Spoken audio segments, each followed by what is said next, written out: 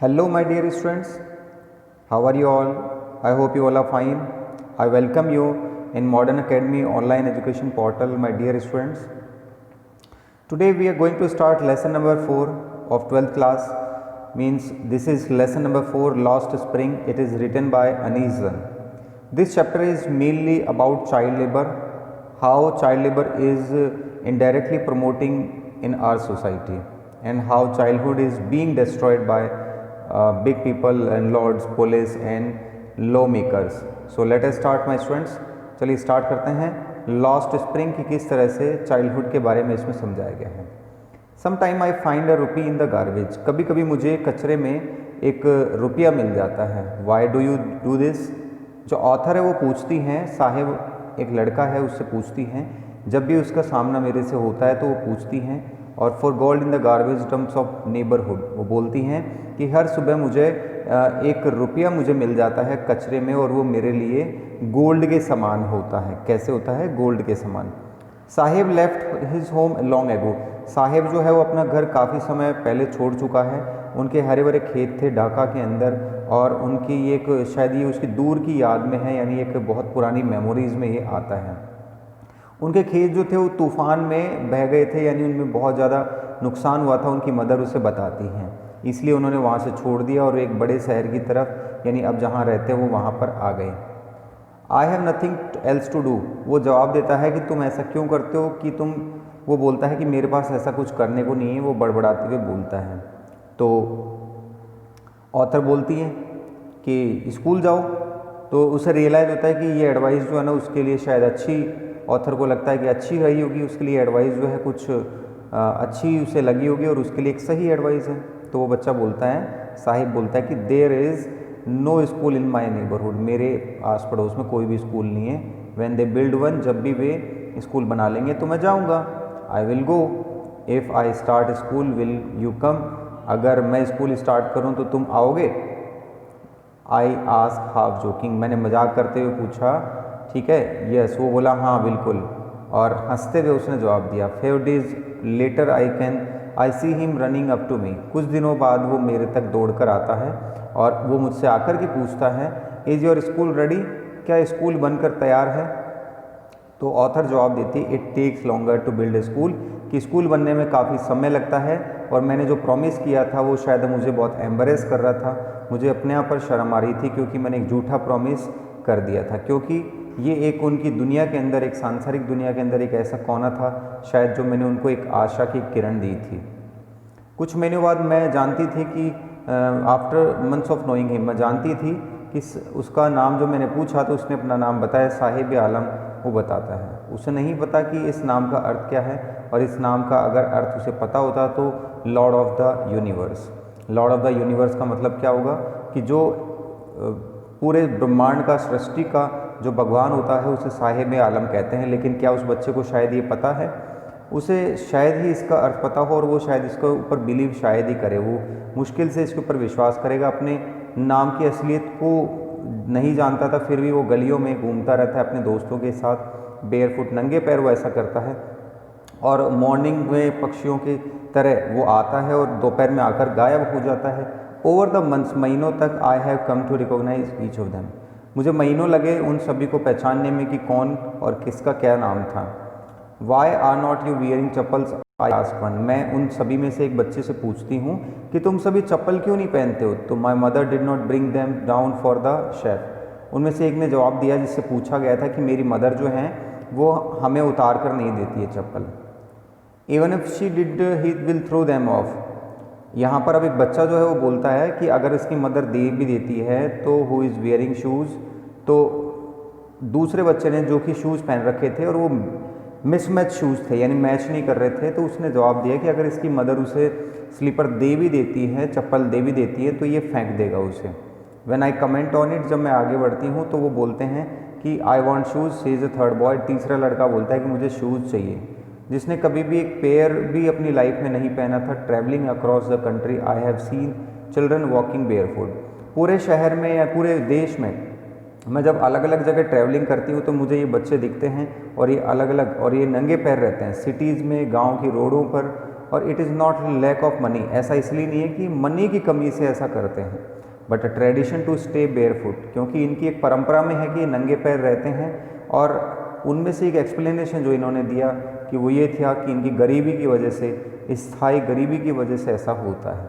I remember a story man from Udupi, मुझे कहानी याद है जो उदीपी में एक व्यक्ति ने मुझे बताई थी। As a younger boy he would go to school past an old temple. As a young boy, एक लड़का जो वो बताता है कि as a young boy he would go, वो एक पुरानी स्कूल में जाया करता था। Where his father was a priest, और एक मंदिर में जहाँ पर उसके पिताजी पुजारी थे। He would stop briefly at the temple, वो थोड़ी सी देर मंदिर के पास रुकता था और पेयर ऑफ शूज़ वहाँ पर खरीदने, उसको पेयर ऑफ शूज़ मिले इसलिए वो क्या करता था, प्रार्थना करता था भगवान से। 30 ईयर्स लेटर, 30 साल बाद में मैं वापस वहाँ उसी टाउन में और इसी मंदिर पर वहाँ पर गई जहाँ पर मैं देखती हूँ तो वहाँ पर सिर्फ सन्नाटा और सुनसान सब कुछ था। इन द बैक यार्ड, पीछे के हिस्से में, मंदिर का जो पीछे का हिस्सा था, where lived the new priest, जहाँ पर अब नया मंदिर, यानी उस मंदिर में नया पुजारी आ चुका था।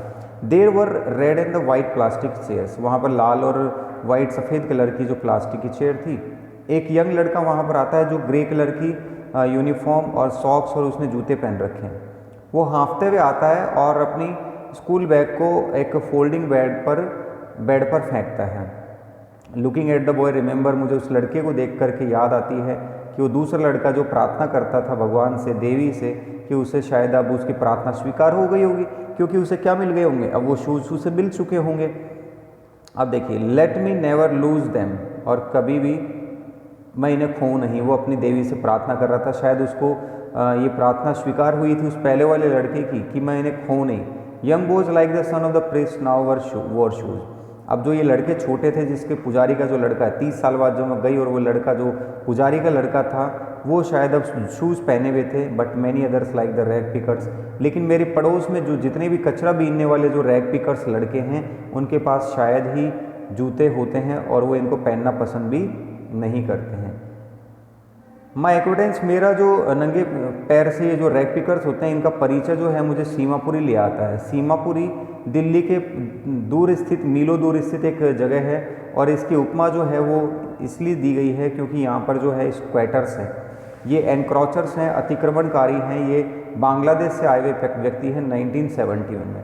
साहिब की फैमिली भी उनमें से एक है। सीमापुरी जो है एक जंगली इलाका था पहले, वहाँ पर कोई नहीं था, खाली जगह थी, सिर्फ मिट्टी से और खाली जगह थी। लेकिन अब मिट्टी से और घास फूस से बनी हुई छप्पर और तिरपाल से बनी हुई, और ये सब अभी झोपड़पट्टियाँ वहाँ पर बन चुकी थी, यानी कच्ची बस्ती बन चुकी थी। वहाँ पर अब सीवेज लाइन भी नहीं है, ड्रेनेज और रनिंग वाटर, ना तो नाली व्यवस्था है, ना गटर लाइन है, और बारिश का पानी जो है वहाँ पर यूं ही बह जाता है। लगभग यहाँ पर कितने रहते हैं, 10,000 रैग पिकर्स रहते हैं। कितने रहते हैं, 10,000। They have lived here for more than 30 years, ये लगभग बिना किसी पहचान से 30 साल से यहाँ पर रह रहे हैं बच्चों, ठीक है। Without permits but the ration card, ये बिना किसी अनुमति के, लेकिन राशन कार्ड इनके होता है यहाँ पर। और get their name on the voter list, और इनका वोटर लिस्ट में नाम भी ऐड हो जाता है, और ये अनाज खरीदने के लिए लायबल हो जाते हैं, यानी आसानी से अनाज खरीद सकते हैं। खाना इनके लिए सबसे ज़रूरी है, यानी ये जो आइडेंटिटी इनके काम आती है, ये खाने के लिए काम में आती है। समझ रहे मेरे बच्चों। If at the end of the day, वो बोलते हैं कि अगर इनको end of the day in family को खाने के लिए अगर मिल जाता है और बिना पेट में दर्द हुए, यानी खाली पेट अगर नहीं सोते हैं, तो शायद ये इनके लिए बहुत अच्छा होता है। अगर यहाँ पर इनसे पूछा जाता है कि आपको सबसे ज़रूरी चीज़ क्या है, तो ये बोलते हैं कि हमें हरे भरे खेत के बजाय हमें सिर्फ अनाज चाहिए और हमारे को पेट भर खाना चाहिए। उनमें से एक लेडी बोलती हैं जो फटी पुरानी साड़ी पहन रखी थी, तो उनसे मैंने पूछा कि आपने अपना घर जो है वो क्यों छोड़ा था। कहने का मतलब है कि आपने ये जो अपना ढाका में जहाँ आप रहते थे बांग्लादेश में, वो क्यों छोड़ा आपने। वो बोलती है कि वहाँ पर हमारे पास हरे भरे खेत थे। क्या थे, हरे भरे खेत थे हमारे पास में, वहाँ नदियाँ थी, और when ever they find food, जब भी उन्हें खाना वहाँ पर चाहिए होता था, तो वहाँ पर उनकी जो तूफ़ान वगैरह और ये होते थे तो उनकी फसल नष्ट हो जाती थी। तो अब कहने का मतलब है कि वहाँ पर जब भी उनको खाना चाहिए होता था तो वो खाना उनको नहीं मिलता था, बजाय यहाँ पर कि अब ये कच्चे मकानों में बस्तियों में रह रहे हैं, लेकिन यहाँ पर इनको खाना आसानी से मिल जाता है।